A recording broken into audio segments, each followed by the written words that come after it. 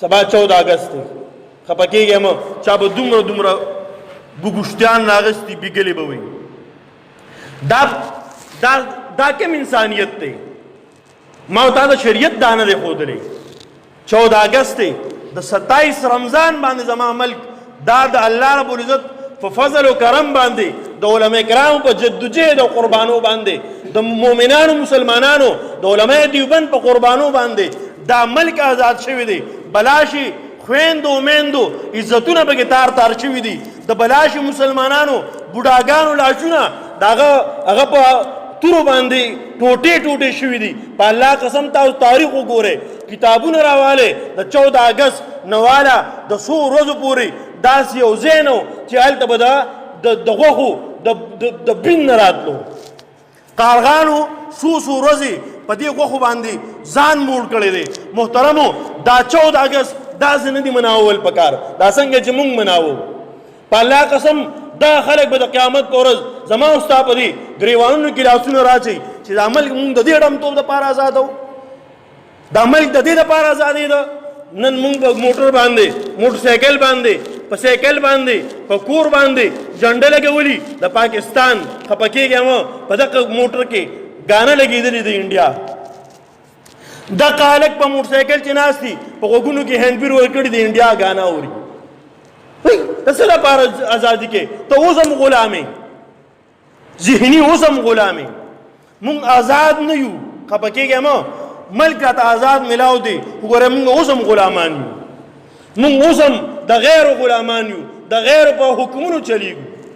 او دا به هله کېږي چې د خپل ځان د غلامۍ دا توق دا ګردن نه لرې کړو دا پړې د خپل غلامۍ دا په خپله به لرې کوو که دې دپاره د عمر فاروق رضی الله عنه شهادت ملاویږي ملاو دي شي که دې دپاره د حضرت حسین رضی الله تعالی عنه په شان د شهادت ملاویږي موږ ته قبول دی دا شهادت ما ته مرګ قبول دی خو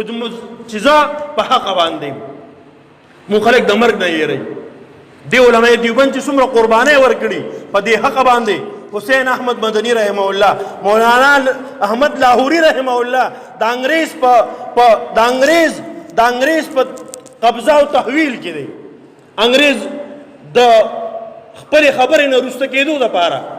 یو داسې کمرې ته ولېږه چې هغه کمره کې تشه واوره پرته ده موسم یخ دی خیال یې دا و چې د دا بدن به یخ شي ایشته به مړ شي په دې کې څه به شي مړ به شي سبا چې شو نو راووته جم دی الله ته زندګي ورکړې وه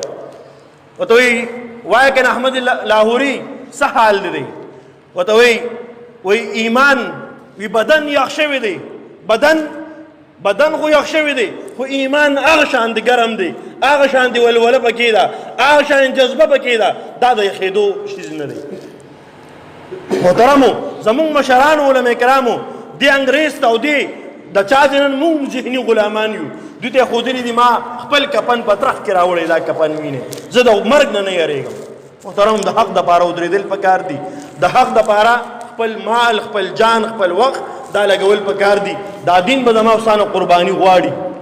د چا نه به د مال قرباني غواړي د چا نه به د وخت قرباني غواړي د چا نه به د بچو قرباني غواړي کم سے کم نور هېڅ هم نشو کوې